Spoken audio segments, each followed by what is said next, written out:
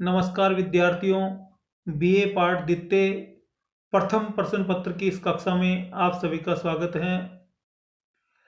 जैसा कि आप सबको विदित है, प्रथम प्रश्न पत्र के रूप में हम पढ़ते हैं मेजर वर्ल्ड कॉन्स्टिट्यूशन यानी विश्व की प्रमुख राज्य व्यवस्थाएं।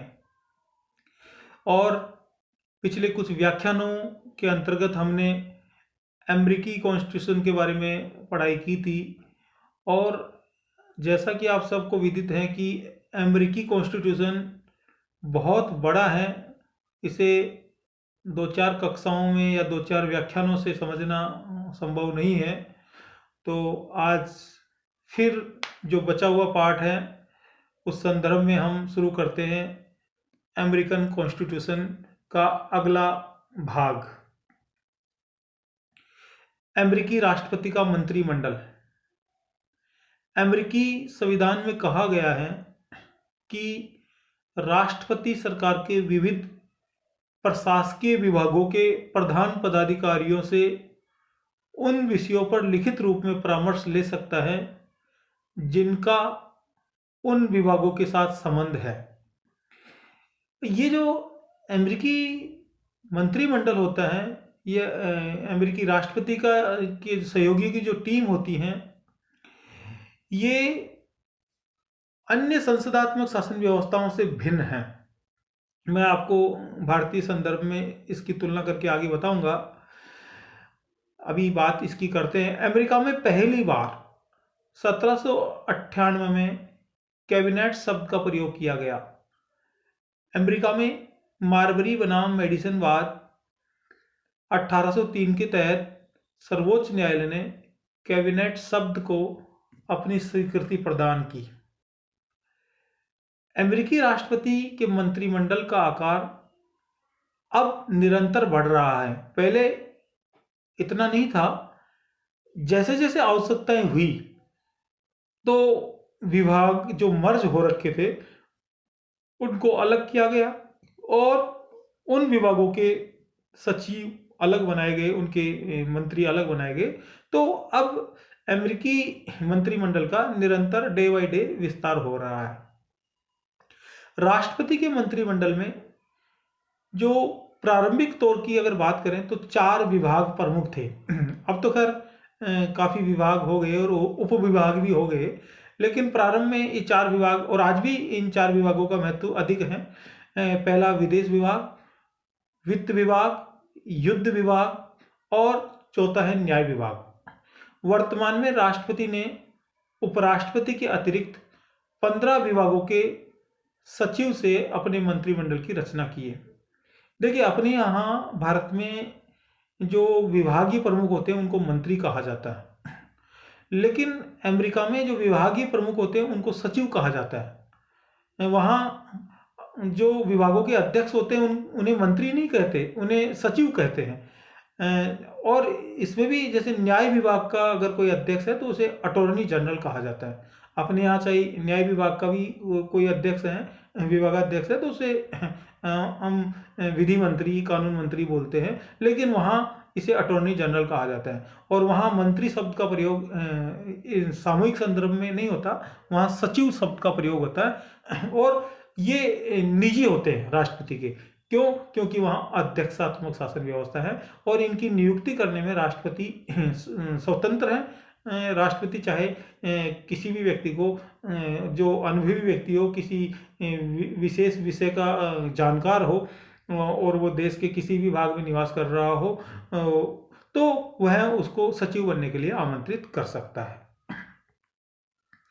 अमेरिका में विभागीय सचिव की नियुक्ति राष्ट्रपति सीनेट के अनुमोदन के आधार पर करता है। कोई भी अगर विभागीय सचिव नियुक्त किया जाएगा तो ये जरूर है कि उसमें सीनेट की सहमति लेना आवश्यक है, लेकिन उस व्यक्ति को सचिव के लिए आमंत्रित करने का जो प्रोसेस है वो राष्ट्रपति की स्वेच्छा पर निर्भर करता है। हाँ, बाद में उसे सीनेट की सहमति के लिए, अनुमोदन के लिए भेजा जाता है, लेकिन वो मिल जाता है उसको अनुमोदन, क्योंकि उसमें वही होता है जो राष्ट्रपति चाहता है लगभग। यदि सीनेट अपने उपस्थित सदस्यों के बहुमत से उन नामों को स्वीकार कर ले तो यह नियुक्तियां वैध हो जाती है, यानी सीनेट का स्वीकृत करना आवश्यक है। लेकिन सामान्यतया सीनेट राष्ट्रपति द्वारा नियुक्त किए गए सचिवों की नियुक्ति को अपनी स्वीकृति प्रदान कर देती है, मतलब उसमें किसी प्रकार का व्यवधान या किसी प्रकार का रोड़ा अटकाने की कोशिश नहीं करती, क्योंकि ये सामान्य सा प्रोसेस है कि राष्ट्रपति अपनी स्वतंत्र टीम नियुक्त करने में वो पूर्णतः स्वतंत्र होता है, और वह किसी भी व्यक्ति विशेष को, चाहे जैसे मान लो कोई जो कानूनी मामलों का जानकार हो तो उसे न्याय विभाग में नियुक्त कर देगा, कोई युद्ध संबंधी या विदेश संबंधी विषयों का जानकार हो तो उसे युद्ध विभाग का या विदेश विभाग का सचिव बना दिया जाएगा, या कोई मान लो वित्तीय मामलों का विशेष जानकार हो तो उसे वित्त सचिव बना दिया जाएगा। इस प्रकार राष्ट्रपति इनकी नियुक्ति कर देता है। अमेरिकी राष्ट्रपति अपने मंत्रिमंडल के चुनाव में स्वतंत्र हैं। वह सामान्यतः मैंने आपको कहा ना कि अमेरिकी राष्ट्रपति अपने मंत्रिमंडल यानी अपने सचिवों की नियुक्ति में स्वतंत्र होता है, लेकिन फिर भी उसे निम्नलिखित बातों का ध्यान रखना होता है, यानी स्वतंत्र तो हैं, लेकिन जैसा कि किसी राष्ट्र की परंपरा होती है, किसी राष्ट्र का आंतरिक जो एक स्ट्रक्चर होता है, जिसे इंटरनल स्ट्रक्चर या इंटरनल पॉलिटिकल या एडमिनिस्ट्रेटिव स्ट्रक्चर होता है, उसको हर राष्ट्रपति को फॉलो करना होता है, और उसी के तहत उसको कुछ बातों का ध्यान रखना होता है सचिवों की नियुक्ति करते समय। पहला है, राष्ट्रपति अपने दलीय मित्रों और समर्थकों को प्रसन्न करने के लिए उनमें से कुछ सदस्यों को सचिव नियुक्त कर सकता है। दलीय मित्रों को भी, जैसे मान लो सामान्यतः क्या होता है कि राष्ट्रपति जरूरी नहीं कि अपने दल के व्यक्तियों को ही सचिव बनाए, लेकिन वह अपने समर्थकों को, जो कोई विशेष विशेषज्ञ हो या कोई दलीय मित्र हो, उनको सचिव नियुक्त कर सकता है। दूसरा, राष्ट्रपति को कुछ बड़े प्रांतों जैसे न्यूयॉर्क, पेंसिल्वेनिया आदि में से कम एक सचिव आवश्यक रूप से चुनना होता है। अब जैसे यहाँ इनको ध्यान रखना पड़ेगा राष्ट्रपति को कि जो बड़े प्रांत हैं, या यूँ कह दीजिए कि वो ऑलमोस्ट ये देखता है कि लगभग सब बड़े प्रांतों को प्रतिनिधित्व मिल जाना चाहिए। अब जैसे अपन भारत की बात करें तो जैसे भारत में जब भी मंत्री परिषद का गठन होता है तो सामान्यतः ये देखा जाता है कि भारत के सब क्षेत्रों को उचित प्रतिनिधित्व मिल जाना चाहिए, और उस बात का ध्यान रखा जाता है मंत्री परिषद का गठन करते समय।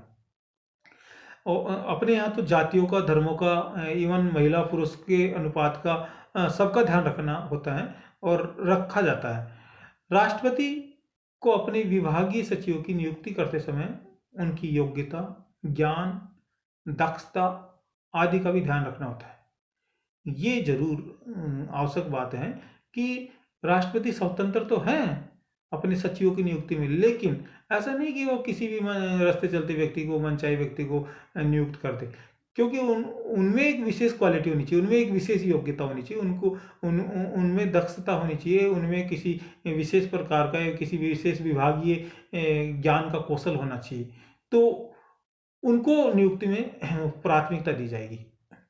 राष्ट्रपति को विभागीय सचिवों की नियुक्ति करते समय क्षेत्रीय प्रतिनिधित्व एवं जातीय प्रतिनिधित्व को भी ध्यान में रखना होता है।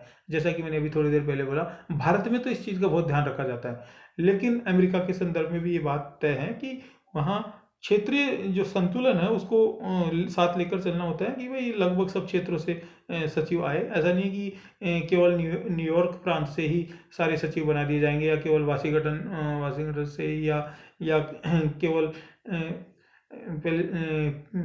पेंसिल्वेनिया से ही बना दिया जाएंगे, ऐसा नहीं होता। वहाँ या कैलिफोर्निया से ही बना दिया जाएगा, वहाँ सब क्षेत्रों का ध्यान रखा जाता है कि सीमित अनुपात में सबको प्रतिनिधित्व मिल जाना चाहिए, और भारत में भी होता है ऐसा। अमेरिकी राष्ट्रपति चाहे तो विपक्ष के योग्य व्यक्ति को भी सचिव बना सकता है। अब ये बात आप देखिए, ये सामान्यतः भारत में देखने को नहीं मिलती, कि कभी आपने नहीं देखा होगा कि मान लीजिए कांग्रेस की सरकार और बीजेपी पार्टी से कोई जीत कर आया है, उस व्यक्ति को मंत्रिपरिषद में शामिल किया गया हो, या मान लो बीजेपी की सरकार और कांग्रेस पार्टी से कोई व्यक्ति जीत कर आया है, उसको मंत्रिपरिषद में शामिल किया गया हो। ऐसा भारत में देखने को अमूमन नहीं मिलता, लेकिन अमेरिकी संदर्भ में ये बात तय है कि राष्ट्रपति चाहे तो किसी योग्य विपक्षी पार्टी के व्यक्ति को भी अपने सचिवों में नियुक्त कर सकता है। अमेरिकी मंत्रिमंडल की स्थिति है। अमेरिकी मंत्रिमंडल का अस्तित्व परंपरागत है। एक बात बिल्कुल परंपरागत है। यह संविधान का शिशु नहीं है। ब्रोगन कहते हैं कि राष्ट्रपति अपने विभागों के प्रधानों का स्वामी होता है। अपने विभागीय प्रधानों का स्वामी जरूर होता है लेकिन फिर भी उस पर कई प्रकार के दूसरे प्रतिबंध हैं जो सामान्यतः ब्रिटिश और भारतीय संदर्भ से अलग है। लॉर्ड ब्राइस कहते हैं कि अमेरिकी मंत्रिमंडल ब्रिटिश मंत्रिमंडल के समान नहीं होकर किसी रोम के सम्राट के मंत्रिमंडल के समान होता है। जैसे राजतंत्र में भी मंत्री हुआ करते थे, लेकिन वे राजा की इच्छा से, राजा की मर्जी से हुआ करते थे। जैसे अकबर के काल में आपने देखा होगा, अकबर के नवरत्न हुए, और अकबर ने वो नवरत्न कोई चापलूसी से या कोई यूं ही नहीं बना दिए। वे लोग थे जो किसी क्षेत्र विशेष में ख्याति प्राप्त थे और वो किसी कला में पारंगत थे। उन लोगों को अकबर ने सारे देश में से चयन करके अपने नवरत्नों में शामिल किया। तो यहाँ भी ये बात लागू है कि अमेरिकी राष्ट्रपति संपूर्ण देश में से योग्य लोगों की एक टीम बनाता है और उसे मंत्रिमंडल नाम दिया गया है, बट बाकी उनको सचिव कहा जाता है। लेकिन ये लगता ऐसे है जानी कोई रोम के सम्राट का मंत्रिमंडल है, क्योंकि ये सब होते आखिरकार राष्ट्रपति के अधीन है। यानी राष्ट्रपति के ये एक तरह से समर्थक होते हैं, राष्ट्रपति के एक तरह से सपोर्टेबल के रूप में काम करते हैं। अमेरिकी राष्ट्रपति एवं मंत्रिमंडल में संबंध। अमेरिकी राष्ट्रपति एवं मंत्रिमंडल में संबंध, अब इसमें क्या संबंध हो सकता है, अब बात करते हैं। अमेरिकी राष्ट्रपति मंत्रिमंडल के सदस्यों के साथ समकक्षों में प्रथम नहीं है। जैसे ब्रिटिश प्रधानमंत्री के लिए कहा जाता है कि ब्रिटिश प्रधानमंत्री समकक्षों में प्रथम होता है, यानी नक्षत्रों के बीच में चंद्रमा के समान होता है। जैसे बहुत से नक्षत्र किनको बोला गया है, जो मंत्री होते हैं या मंत्रिपरिषद के सदस्य होते हैं, उनके बीच एक चंद्रमा के समान प्रधानमंत्री को कहा गया है, यानी समकक्षों में प्रथम कहा गया है, यानी एक टीम का लीडर बताया गया है। लेकिन अमेरिका के संदर्भ में ये बात नहीं है। वह पूर्णतया उनका स्वामी होता है। वह ऐसा नहीं कि समकक्षों में प्रथम, वह पूर्णतया उनका स्वामी होता है अमेरिकी राष्ट्रपति। अमेरिकी मंत्रिमंडल के सदस्य राष्ट्रपति के अनुचर, निजी सहायक या सचिव मात्र होते हैं। उनके परामर्श को मानना या न मानना राष्ट्रपति की इच्छा पर निर्भर करता है। हाँ, परामर्श जरूर देते हैं, लेकिन उस परामर्श को मानना या नहीं मानना राष्ट्रपति की इच्छा पर निर्भर करता है। वह मंत्रिमंडल के सामूहिक निर्णय को मानने के लिए बाध्य नहीं है। चाहे सारे मंत्री एक तरफ हो, राष्ट्रपति अकेला एक तरफ हो, तो भी उस सामूहिक निर्णय को मानने के लिए भी राष्ट्रपति बाध्य नहीं है। अमेरिकी राष्ट्रपति एवं मंत्रिमंडल का संबंध राष्ट्रपति के व्यक्तित्व पर भी निर्भर करता है। अच्छा, ये बात सब जगह लागू है। हर देश, किसी भी देश में आप देख लीजिए, किसी भी चाहे भारत के संदर्भ में देख लीजिए, चाहे ब्रिटेन के संदर्भ में देख लीजिए, या फ्रांस या चीन के संदर्भ में देख लीजिए, अगर जैसा व्यक्तित्व वहां के राष्ट्रीय अध्यक्ष का होगा, उसकी मंत्रिपरिषद उसी अनुसार होगी।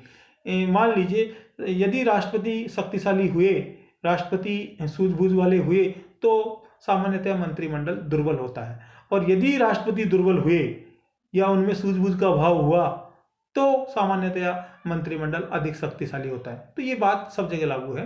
ये बात अपनी संस्थाओं में भी लागू होती है कि मान लीजिए कि अपने कॉलेजों में जो प्रिंसिपल होते हैं वो सूझबूझ वाले हैं, तो सारा स्टाफ बिल्कुल उसका अनुचर होता है, उनके आदेशों का पालन करता है। और जहां सूझबूझ विहीन प्राचार्य होते हैं, तो वहां फिर वो सबऑर्डिनेट स्टाफ हावी हो जाता है। ये बात सब जगह लागू है।